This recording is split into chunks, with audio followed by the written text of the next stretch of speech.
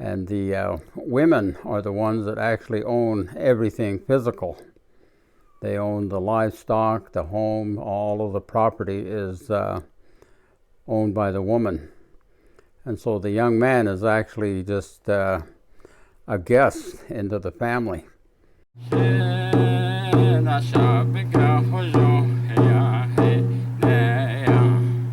In the traditional teachings of our people, that when a young woman becomes of age to marry, the mothers and that arranged a marriage between the gentleman and the young lady.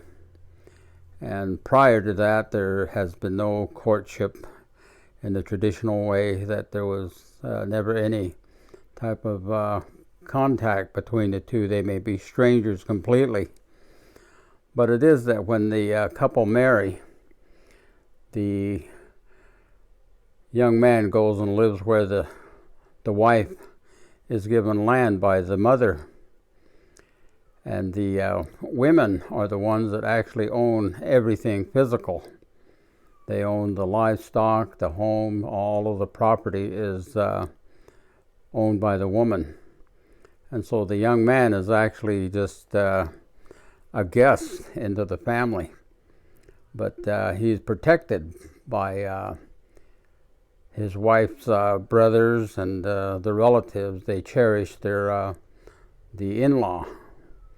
And so it's very important that they do that. And the penalty for anyone making bad comments about the son-in-law, it used to be that they used to strip a person of their clothing and take it as payment, restitution for saying bad things about the son-in-law.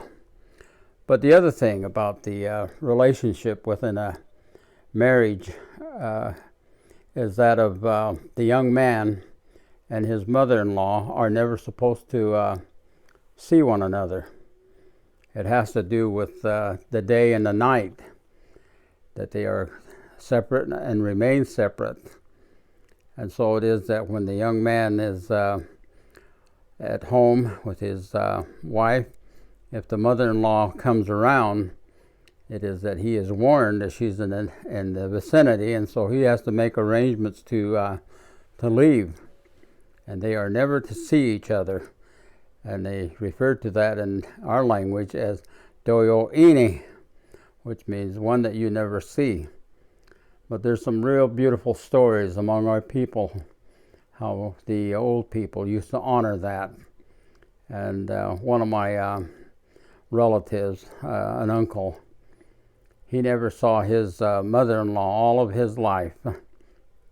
And but when she was very elderly and ready to pass on into the next world, she wanted to see him. And she went into the hogan where she was taking her last breath, and she expressed her appreciation and his love for his respect for them never seeing each other. And she says, "Carry me out into the sunlight." And so he picked her up and carried her out the hogan door and sat with her as she took her last breath. But those are the ways that the son-in-law and the mother-in-law respected each other. And of course, the never having that contact, there was never any conflict.